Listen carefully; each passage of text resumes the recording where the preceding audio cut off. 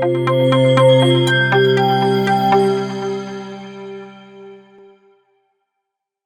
बहुत स्वागत है आपका इकोनॉमिक्स हिंदी विद मैथ में।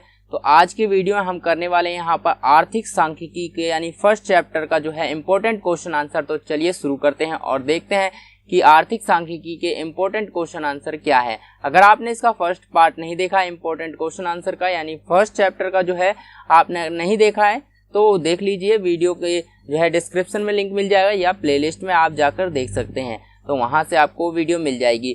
तो चलिए शुरू करते हैं। हमने 2 क्वेश्चन अभी तक कर लिए थे, आपने देखा था 2 क्वेश्चन हमने यहाँ पर कंप्लीट किए थे कि आर्थिक सांख्यिकी में किस तरह से क्वेश्चन आते हैं। 2 क्वेश्चन हमने इंपॉर्टेंट क्वेश्चन कंप्लीट किए हैं। तो चलिए अब हम करते हैं क्वेश्चन नंबर 3। अब क्वेश्चन नंबर 3 क्या कहता है, सबसे पहले क्वेश्चन को पढ़ना है ध्यान से। तो सांख्यिकी यानी विषय की सीमाओं का उल्लेख कीजिए। अब सीमाएं क्या होती हैं, ठीक है। तो कह रहा है कि सांख्यिकी विषय की जो सांख्यिकी का जो विषय है उसकी सीमाओं का हमें क्या करना है, उल्लेख करना है।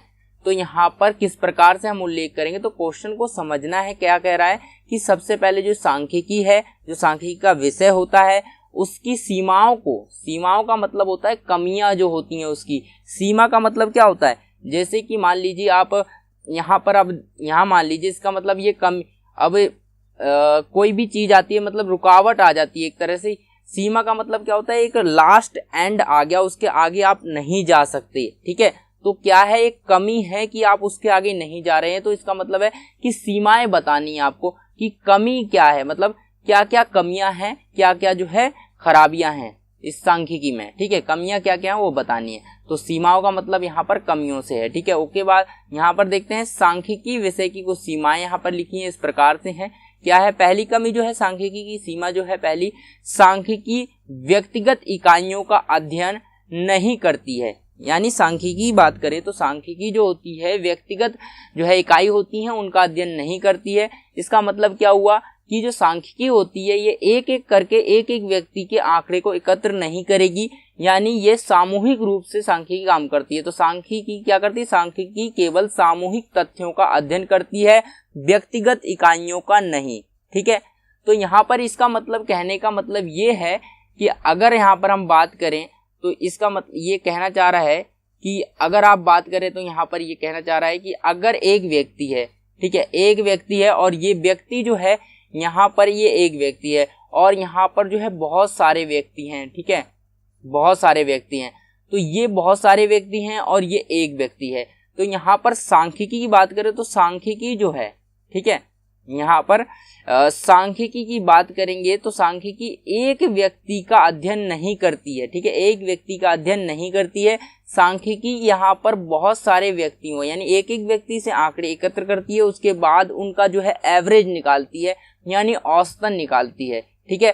तो एक औसत पर काम करती है यानी अनुमान पर काम करती है। इसीलिए कहा गया है सांख्यिकी जो है व्यक्तिगत इकाइयों का अध्ययन नहीं करती है। तो चलिए यहाँ पर देख लेते हैं अगला पॉइंट क्या कहता है। अगला पॉइंट जो हमारा है वो कह रहा है, यहाँ पर देखिए अगला पॉइंट है सांख्यिकी केवल जो है संख्यात्मक तथ्यों का अध्ययन करती है। मतलब जो संख्यात्मक ऐसी संख्याएं यानी जो आंकड़े संख्याओं में होते हैं उनका ही अध्ययन कर पाती है। यहाँ पर देखिए संख्यात्मक यानी सांख्यिकी जो है गुणात्मक तथ्यों जैसे कि ईमानदारी, सुंदरता का अध्ययन नहीं है, ठीक, नहीं करती है। मतलब कि आप देखिए ईमानदारी, कौन व्यक्ति कितना ईमानदार है और कौन व्यक्ति कितना सुंदर है, ये चीज जो है सांख्यिकी नहीं बता सकती है, इसका अध्ययन नहीं करती है। केवल गुणात्मक तथ्यों का अध्ययन करती है, जिनकी हम गणना कर सकते हैं उसका ही अध्ययन करती है, ठीक है। यह केवल संख्यात्मक तथ्यों का अध्ययन करती है। उसके बाद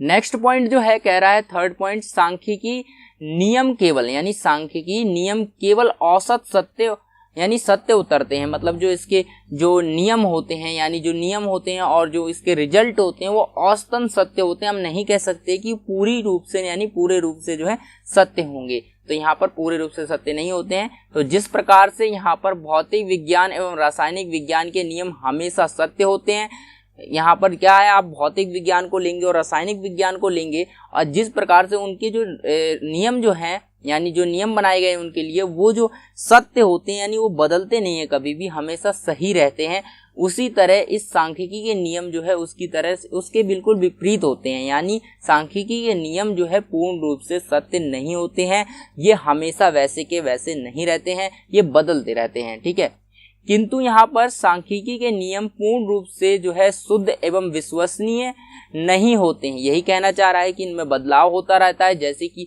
विज्ञान का कोई नियम है तो एक बार बन गया तो वो वही रहेगा, उसमें बदलाव नहीं करेंगे। ठीक है, लेकिन अगर हमने सांख्यिकी के लिए कोई नियम बना दिया है एक, तो अगर आवश्यकता पड़ती है तो उसमें बदलाव होता है, समय के साथ उसमें बदलाव होता रहता है, लेकिन यहाँ पर इसी कारण से ये विश्वसनीय नहीं होता है, मतलब विश्वास करने योग्य नहीं होता है। ठीक है, ये केवल औसत रूप से सत्य होते हैं, औसत रूप से सत्य होते हैं, मतलब यानी अनुमान के रूप पर ये सत्य होते हैं।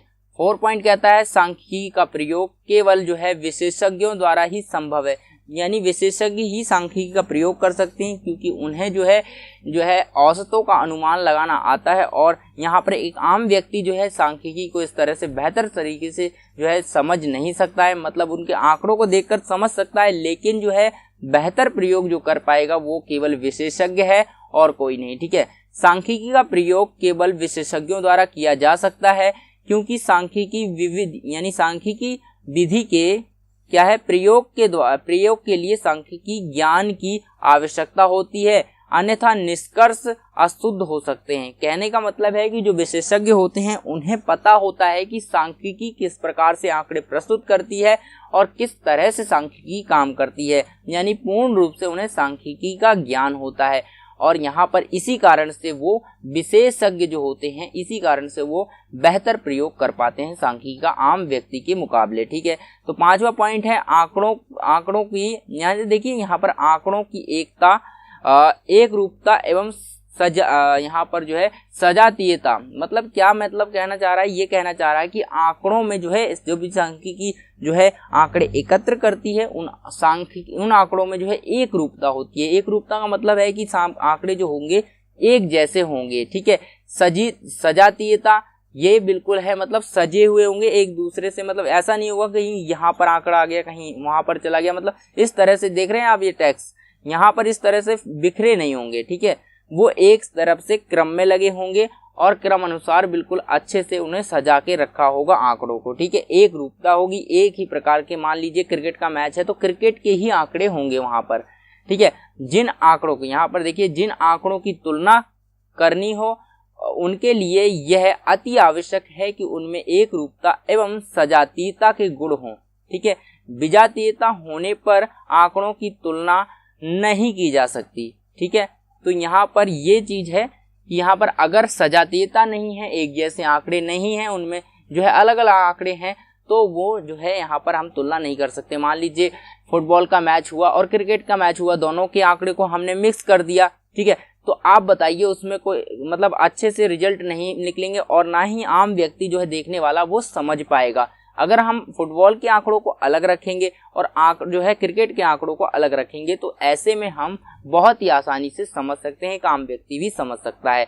तो इसीलिए कहा है आंकड़ों एक रूपता होनी चाहिए और सजातीयता होनी चाहिए। तो चलिए हमारा कंप्लीट हो गया। तो क्या क्या पॉइंट थे हमारे यहाँ पर, क्या था क्वेश्चन था हमारा, सांख्यिकी विषय की सीमाएं, यानी सांख्यिकी में इनके अलावा और भी सीमाएं हो सकती हैं, आप अपने तरीके से भी लिख सकते हैं। मतलब अगर आपने बुक पढ़ी है तो वहाँ पर आपको बहुत सारी जो है कमियां देखने को मिली होंगी, तो वहां से आप लिख सकते हैं कोई भी। यहाँ पर देखिए 5 लिखी हुई, सांख्यिकी व्यक्तिगत इकाइयों का अध्ययन नहीं करती है। दूसरा, सांख्यिकी केवल संख्यात्मक जो है तथ्यों का अध्ययन करती है। तीसरा है, सांख्यिकी नियम केवल औसत सत्य होते हैं, पूर्ण रूप से सत्य नहीं होते हैं। सांख्यिकी केवल जो है यहाँ पर विशेषज्ञों द्वारा संभव है इसका प्रयोग, और आंकड़ों की एक रूपता और सजातीयता होती है। इस तरह से हमारा ये क्वेश्चन भी खत्म हो गया। यहाँ पर ये एक क्वेश्चन था, सांख्यिकी की सीमाओं का उल्लेख करना है।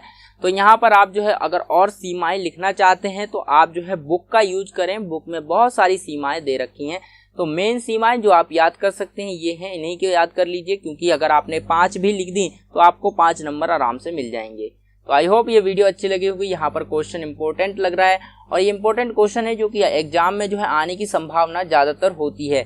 ठीक है, तो ये इंपॉर्टेंट क्वेश्चन है, इन्हें अच्छे से याद करना है आपको। मतलब पहले तो यहाँ पर आपको सिर्फ क्या करना है, यहाँ पर सिर्फ पॉइंट याद करना है। ये वाले पॉइंट याद करने जो दे रखे हैं, ये पॉइंट याद करने हैं, बाकी आपको समझना है। ठीक है, बाकी आपको समझना है, क्योंकि ये क्या होता है, मेन अगर पॉइंट लिख दिया है और अगर बाकी आपने जो है अपनी मर्जी से भी दिमाग में जो भी आ रहा है अगर भूल गया है, अपनी मर्जी से भी इसको एक्सप्लेन कर देंगे तो आपको नंबर मिल जाएगा, 1 नंबर पूरा मिल जाएगा। ठीक है, आधा नंबर आपका होता है इसको पॉइंट लिखने का, यहाँ तक आपने ये पॉइंट लिखा, आधा नंबर मिल गया। उसके बाद आपका जो है आधा नंबर इसको एक्सप्लेन करने का होता है, तो यहाँ पर आधा और आधा 1 नंबर मिल गया। इसी तरह से 1 पॉइंट आपका जो है 1 नंबर का बन गया। ठीक है, तो 1 नंबर का बन गया। उसी तरह 5 पॉइंट लिखेंगे तो आपके 5 नंबर यहाँ पर पक्के हो जाते हैं। तो इस तरह से आप करेंगे, यहाँ पर आपको पॉइंट याद कर लेना है, सारे पॉइंट जो भी हैं यहाँ पर, तो मैंने आपको दिखा दिया इस तरह से। तो अगली वीडियो में हम जो है चैप्टर 2 के जो है इंपॉर्टेंट क्वेश्चन जो हैं जो कि एग्जाम में आ सकते हैं वो हम डिस्कस करेंगे, पढ़ेंगे। तो इस तरह से हम चल रहे हैं और सारे क्वेश्चन जो हैं सारे चैप्टर वाइज चलेंगे। हम एक एक चैप्टर के इंपॉर्टेंट क्वेश्चन उठाएंगे और वहां से हम स्टडी करेंगे किस प्रकार के क्वेश्चन होते हैं। ठीक है, हम क्या कर रहे हैं, 1-2 नंबर वाले क्वेश्चन नहीं कर रहे हैं, हम 3 नंबर वाले क्वेश्चन भी नहीं कर रहे हैं, सीधा हम 5 नंबर और 4 नंबर, यानी जो 5 नंबर या 6 नंबर के क्वेश्चन आते हैं, ये 4 नंबर में आते हैं, वो क्वेश्चन हम कर रहे हैं। ठीक है, तो आप यहाँ पर पॉइंट से हिसाब से लगा लीजिए, 5 पॉइंट लिखे हैं तो 5 नंबर का हो गया, 6 पॉइंट लिखे हैं तो 6 नंबर का हो गया। मैंने आपको बताया कि लास्ट में जो है जब भी आप क्वेश्चन करें तो अगर 5 नंबर का 5 पॉइंट लिखने हैं तो आपको 1 या 2 पॉइंट एक्स्ट्रा लिखकर आने हैं, ताकि आपका अगर 1 पॉइंट भी गलत हो जाए तो आपको एग्जामिनर जो है नंबर दे सके।